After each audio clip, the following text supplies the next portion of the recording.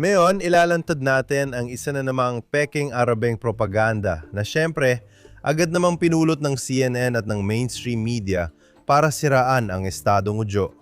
Tara, simulan na natin. Maligayang balik sa Judeo Occasion sa JNS TV. Ako si Josh Hazen. Ikwento ko ang mga nangyayari nito nakaraang 2 linggo sa katimugang Hebron Hills kung saan may illegal na kampo ng Bedouin na El Khair. Walang duda tungkol dito, hindi ito legal. May mga kautusan ng demolisyon laban sa ilan sa mga istruktura sa paglipas ng panahon.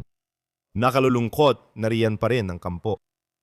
Matatagpuan ito sa loob ng hanggalan ng munisipyo ng komunidad ng mga Hudyo sa Carmel.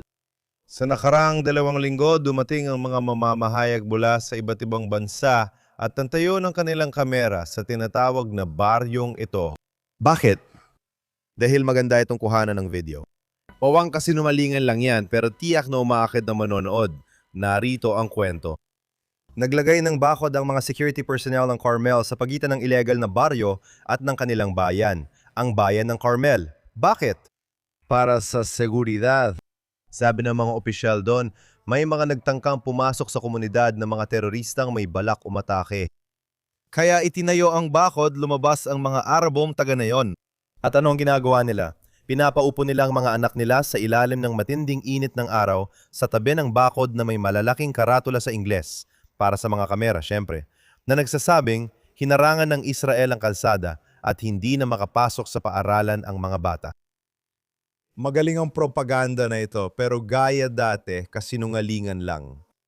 Inamin ng IDF na makakapasok pa rin sa paaralan ang mga batang ito. Pwede silang dumaan sa ibang ruta dahil maraming paraan papuntang paaralan. Hindi na lang sila pwedeng maglakad malapit sa komunidad ng Carmel dahil sa bakod. Ang mga batang nakaupo sa tabi ng bakod, umiiyak at inaakusahan ng Israel na pinagkakaitan sila ng edukasyon ay naipalabas na sa CNN at iba pang estasyon.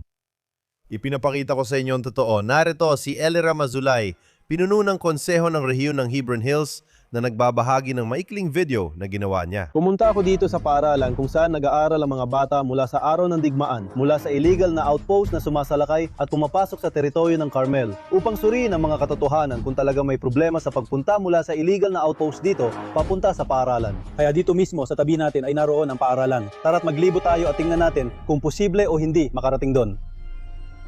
Nag-aral ba kayo dito sa madrasa? Oo. Gaano katagal bago makarating ang mga anak ninyo sa paaralan? Sa amin, karamihan sa mga bata ay bumibiyahe ng 15 hanggang 40 minuto. Kaya maglalagay ako ng orasan para makita kung gaano katagal makarating sa paaralan.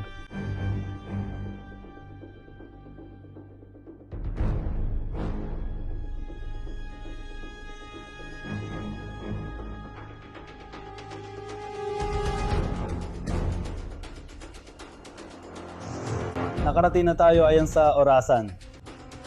Daka, 10 sniyot.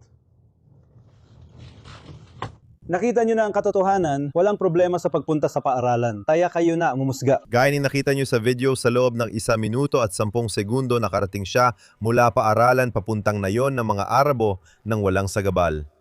Walang nakapigil sa kanya. Kung nagawa ng alkalde, kaya rin ng mga batang ito. Mga kababayan, ito ay isang koordinadong palabas ng peking balita. Magaling, aaminin ko yan. Kung pinapanood nyo ito sa CNN, syempre maawa kayo sa mga batang ito. Nakakaantig ng damdamin. Ang problema, puro kasinungalingan ang lahat ng ito. Sa totoo lang, tusong sinasamantala ng mga magulang, leader ng PA at pinuno ng baryo ang mga batang ito, pinauupo sila sa araw at pinapa-video para magkunwaring umiiyak sa kamera. Papalad ako na meron akong gantong plataforma at maibabahagi ko sa inyo kung ano talaga ang nangyayari dito. Nakakalungkot, marami ang naloko dahil dito. Salamat sa mga tinatawag na kagalang-galang na media outlet na sa katunayan ay malaking bahagi ng kwentong ito at tumutulong ikalat ang mga kasinungalingan sa mundo. Huwag agad maniwala sa lahat na nakikita, mahalaga ang mas malalim na pagsasaliksik. Ngayong linggo, napigilan sa huling sandali ang teroristang pag-atake sa Benjamin. Naglagay ang mga terorista ng pampasabog sa bag sa gilid ng pangunahing kalsada sa pagitan ng mga komunidad ng mga Hudyo. Nang makita ng residente ang kahina-hinalang bag, tinawag ang mga eksperto sa pagdisarma ng bomba at dineaktiba ang pampasabog. Panoorin ang video na ito. Kailangan natin ng bomb disposal expert. May nakakabit na kable sa pampasabog. Maikli. Kailangan natin dalhin dito agad ang bomb disposal expert. Ito ay isang ruta na dinadaanan talaga mula Ain papuntang Zion mula sa mga kampo. Buong araw dumadaan dito ang mga sasakyan ng militar, mga security volunteers. Kailangan natin magmadali at magpadala na. Okay, ang narinig nyo ay nasa Ebreo, pero ang sinabi doon ay may isang residente na nakakita ng watawat ng PA gaya ng nakita nyo at katabi nito ay isang kahina-hinalang bag. Hindi ito maling alarma, may bomba sa loob ng bag. Ito ay tangkang pagpatay. Naganap ito malapit sa sindawan ng komunidad ng Hudyo sa Shiloh. Ayon sa mga opisyal, ito na ang pangalawang insidente ng ganitong uri sa loob ng 2 linggo. Noong una, naglagay ng peking aparato ang mga terorista, pero ngayon ay totoong pipe bomb na at delikado ito. Gaya ng sabi ko, dumating ang mga bomb disposal experts sa lugar. Sinuri nila ang bagay at dineaktiba ang natagpuang pampasabog doon mismo. Salamat sa Diyos at walang nasawi o nasugatan sa insidente. Ayon kay Israel Gunn, pinuno ng Benjamin Regional Council at tagapang-ulo ng Yesha Council, ito ay tangkang pagpatay sa lahat ng kahulugan. Inasahan kong kikilos ang IDF ng matindi laban sa may sala sa pag-atake at maiwasan ng susunod na trahedya. Hindi tayo dapat maghintay ng ganitong trahedya bago kumilos. Mga kababayan, ito ay kabaliwan na. Mga bomba at bag malapit sa mga komunidad ng mga Hudyo. Hindi ito sa malayong lugar tulad ng Iran o Lebanon o Gaza. Nasa pagitan ito ng mga komunidad ng mga Hudyo sa isang napakaabala at mataong lugar. Dapat hanapin at parusahan ang mga responsabele. Dapat magkaroon ng panakot upang hindi na maulit ang ganitong uri ng mga pag-atake. Dapat magkaroon ng panakot upang hindi na maulit ang ganitong uri ng mga pangyayari. Iniulat ng Jerusalem Post na ang mga paaralang pinamamahalaan ng United Nations Relief and Works Agency para sa Palestine. Ang mga refugees sa Near East na kilala bilang UNRWA ay nagbawas ng kanilang mga gawaing pang-edukasyon sa 4 na araw kada linggo. Bilang tugon sa malalaking issue sa pondo, ayon ito sa West Bank Assistant Field Public Information Officer ng UNRWA, ang pagbawas ng araw ng pasok sa paaralan ay dulot ng mga problemang pinansyal at sinabayan ng 20% na bawas sa oras ng trabaho ng mga kawani ng UNRWA. Asahang magpapatuloy ang mga hakbang na ito hanggang matapos ang taong pampaaralan. Ito ay talagang magandang balita. Araw-araw tinuturuan ng UNRWA ang mga bata sa kanilang paaralan ng galit at pag-uudyok laban sa Israel at mga Hudyo. Kung isang araw na mas konti ang pasok sa mga paaralan sa Judea, Samaria at Jerusalem, mababawasan din ng isang araw ang galit at pag-uudyok. May epekto ba yon? Maaring oo o hindi. Pero ang kaunting bawas sa galit sa mundo ay isang magandang bagay. Para malinaw, may mga paaralan ng UNRWA na nagtuturo ng galit sa ilang bahagi ng Jerusalem na 7 minutong biyahe sa tren mula mismo sa studyong ito. Nakakatakot talaga, surin pa natin mabuti. Sabi ng UN Watch, malapit na nakikipagtulungan ang mga lider ng UNRWA sa mga opisyal ng Hamas. Ang mga guro, punong guro, pinuno ng Unyon ng mga guro at mga regional na direktor ng UNRWA ay kabilang sa o sumusuporta sa Hamas. Dahil dito, natutulak ang mga estudyante na tanggapin ang karahasan at terorismo laban sa mga Hudyo. Panurin natin ang bidyong ito mula sa UN Watch. Ang pangunahing itinuturo sa paaralan ukol sa Israel. Wala namang masama. Ikaw, galit ka ba sa mga Hudyo? Deo. Yes.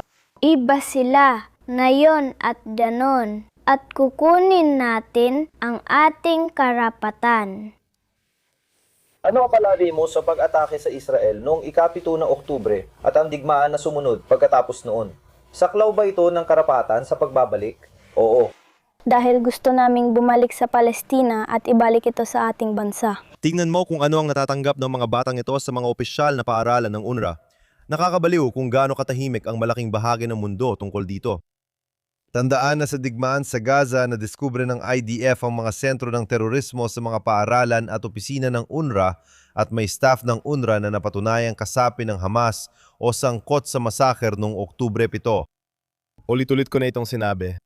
Hashtag UNRWA ay Hamas. Yan ang hashtag na dapat nating gamitin. Ayon sa IDF, base sa intelihensya, mahigit 450 terorista na kabilang sa mga teroristang organisasyon sa Gaza, karamihan ay Hamas, ay nagtatrabaho rin sa UNRWA. Naalala mo ba ang graphic na video na ito?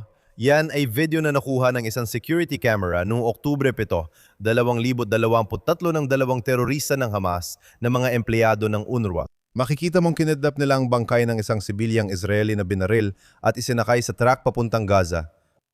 Habang nagrereklamo ang UNRWA na hindi nila kayang patakbuhin ang mga paaralan ng 5 araw kada linggo, dapat ipasa ang mga paaralang ito sa otoridad na hindi nagpapalaganap ng anti-Semitikong galit.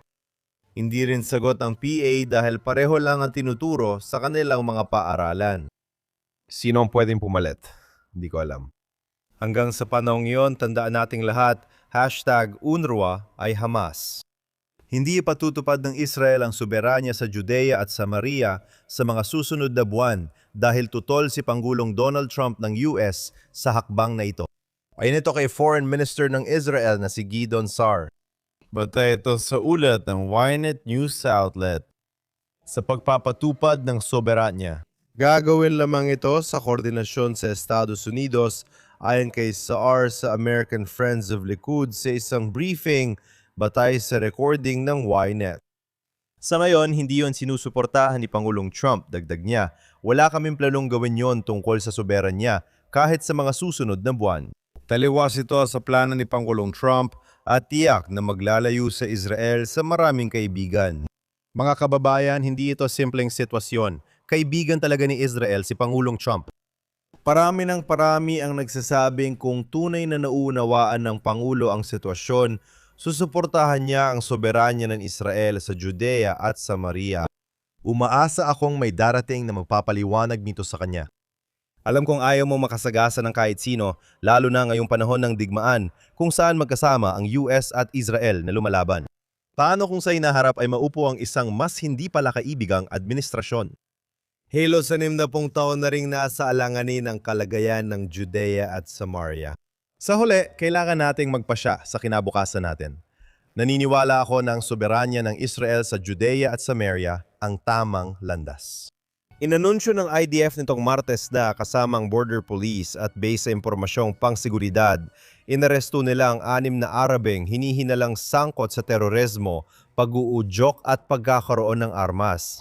Bahagi ng kontra-terorismong operasyon ang mga pag-aresto sa Al-Ram, Kafar Aqab at Kalandia kung saan nagsagawa ng paghahanap ang mga sundalo sa humigit kumulang 100 estruktura at siniyasat ang mahigit sa 40 pinaghihinalaan malapit sa Jerusalem. Bukod pa rito, natunton at kinumpiska ng mga sundalo ang mahigit 10 armas kabilang ang mga pistola, karlo na armas, isang hunting rifle, M16 at mga Rippling M4, pati na rin mga improvised na pipe bomb, bahagi ng armas, bala at kagamitang militar. Ang mga naaresto ay dinala para imbestigahan sa istasyon ng Binyamin sa distrito ng Judea at Samaria ng pulisya ng Israel.